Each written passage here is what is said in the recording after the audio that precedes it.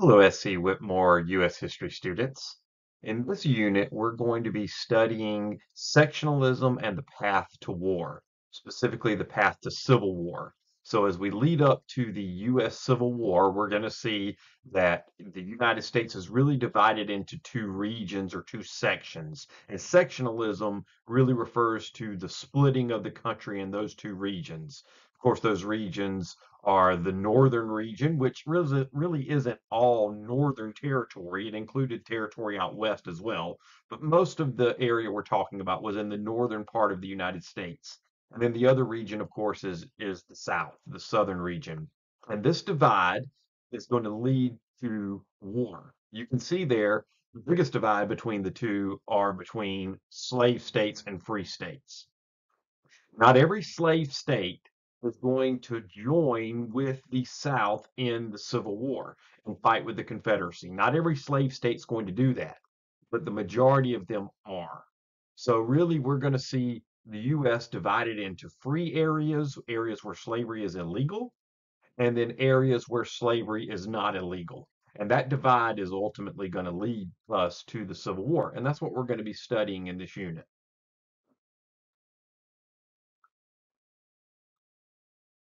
Now, our unit skill is causation. We've done this skill before. We did it in another unit, but the skill for this unit is going to be the same.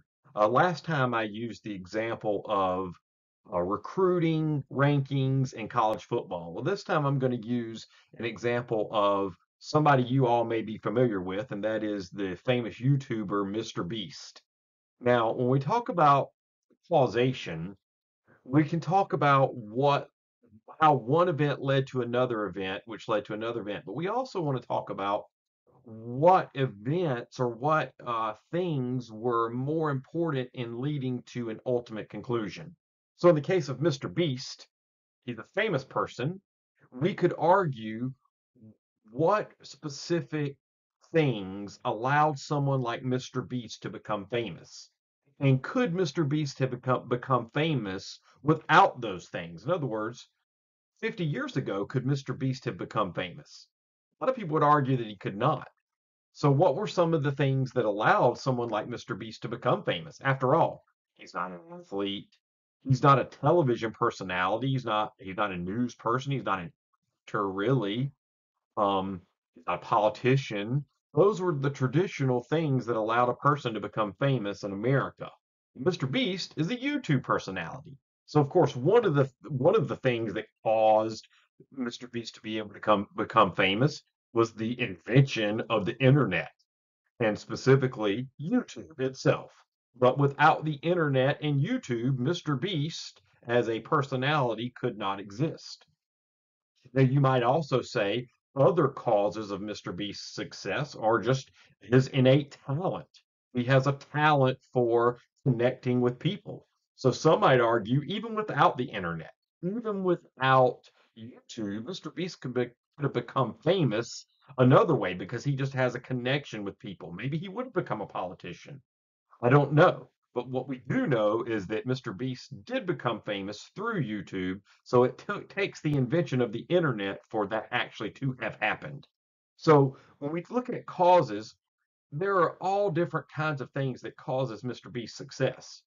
But a person could argue that the most important thing that caused his success was the invention of the internet and the creation of YouTube. Now, someone else might argue that no, it's Mr. Beast's ability to connect with audiences that was the greatest thing that caused his success. Whatever you argue, though, you want to be able to prove with facts. You got to be able to back it up with evidence. And ultimately, that's what the skill of causation is what we're talking about. Being able to use evidence to demonstrate that something caused something else. Not just correlation, as we talked about last time. Not just that this happened and then this happened. That's just correlation, but an actual cause. And I think if you dig deeply enough, you can see that YouTube and the internet absolutely was a cause of Mr. Beast's success. And many would argue is the most important cause of Mr. Beast's success. Now, our unit project in this particular unit is going to be your choice again, a presentation, so like a PowerPoint or slides presentation, a journal article, so as if you're writing in a journal, a blog, you could do a blog, or a video commentary. A lot of people like to make videos, so you could do a video commentary. So you're either doing a presentation, a journal article, a blog, or a video commentary. And what you're going to be doing in either the presentation, article, blog, or commentary is you're going to be making the case, you're going to be making an argument for which type of cause was most influential in leading to the Civil War. There are three specific types of causes, overall types. There are economic causes that led to the Civil War. There are political causes that led to the Civil War. And then there are social causes that led to the Civil War. Now, some of the specific causes I'm going to mention actually could fall into two or even three of the categories. You might look at something and say, well, that was an economic cause, but it was also a political or a social cause. And that certainly is true. And then other things are just purely economic, purely political, or purely social. What you're going to be doing is making an argument for which type of cause was most influential in leading to the Civil War. Now, the truth is, all of these were influential in leading to the Civil War. So the question is not were there political causes that led to the Civil War? The question is, were political causes more important in your view than economic or social?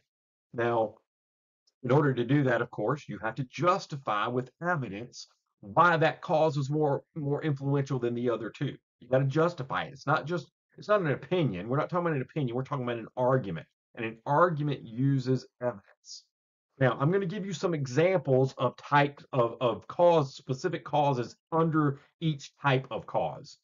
This list is not exhaustive, meaning this list isn't all you can use. You may have other things you want to use, and that is fine. I'm just giving you some examples. So, some examples of economic causes, specific causes under economic, would be the plantation or slave system in the South. Definitely was an economic cause that led to the Civil War. Industry in the North, disputes over tariffs. In a previous chapter or a previous unit, we talked about disputes over tariffs. There was a big dispute over whether a tariff that affected the South was even right, that it helped the North and it hurt the South. And there was a huge dispute that almost led South Carolina to leave the United States 30 years before this. Of course, it didn't, but almost. That was under Andrew Jackson's presidency. Now, there are other examples of economic causes. Those are just some of the specific ones you can discuss in your presentation, article, blog, or commentary. Examples of political causes.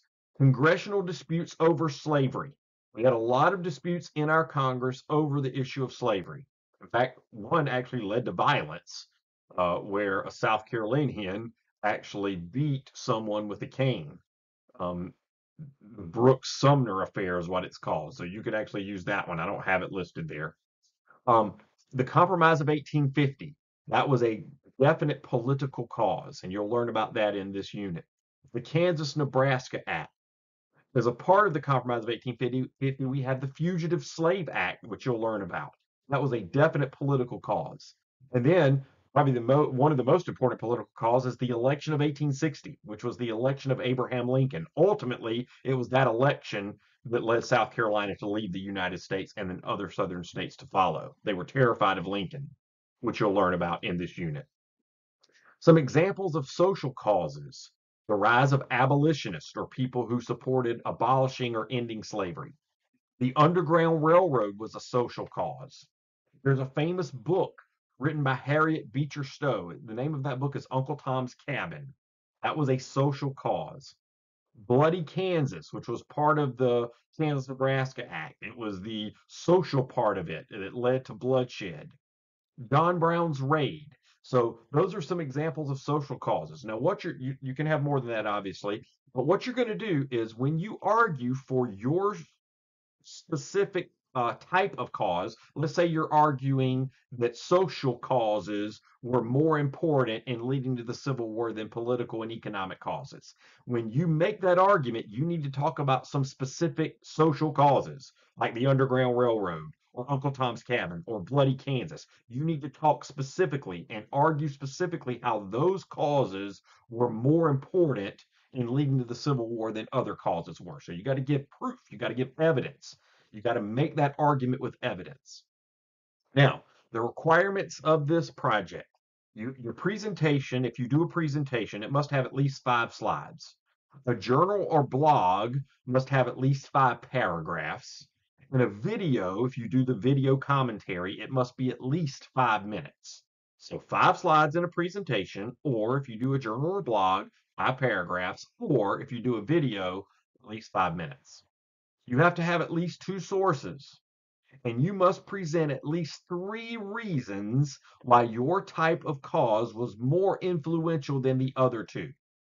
You must also include an opposing point of view, and then you need to rebut or argue against that opposing point of view. So, for instance, most of your presentation or article or video, you're going to spend arguing why your type of cause is more important than the other two. But then at a certain point, you need to also say, but the opposing point of view. Some people would say political causes are more important and explain why they would say that. But then you need to argue against that opposing point of view.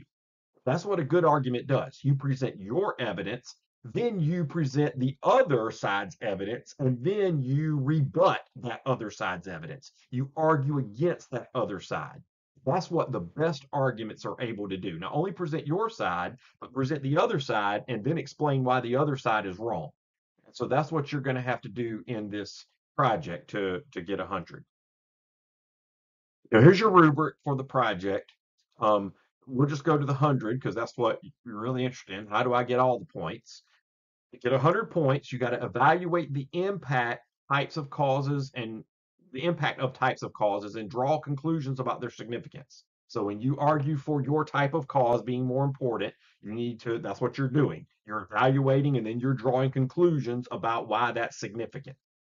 You need to be able to claim which type of cause was most influential in leading to the Civil War. So you got to actually make that claim. This type of cause is more influential. You have to provide a counterpoint and rebuttal to get 100 points. Provide evidence from multiple sources, so not just one source, you got to use at least 2, that justifies the significance of that type of cause. In other words, use evidence to prove your point. And then you got to have at least 5 slides for the presentation or 5 paragraphs for the article blog or 5 minutes of the video. That's the way you get 100. And then you can go back and see, well, how do I get a 90? How do I get a 75? How do I get a 60? If you have any questions, of course, feel free to please reach out to your teacher, whether that is me, Mr. Cannon, or whether it's Ms. Lekovich or another teacher. Whoever your teacher is for U.S. history, reach out to them with questions. We'll be happy to help you through this. Now, you can work on your project along throughout the unit, but the actual lesson comes at the end of the unit. You don't have to wait until then to work on the project. You can be working on it on the side on your own, but the actual lesson is at the very end of the unit. At any point, though, you can work on it. That way, you don't have to do it all at one time.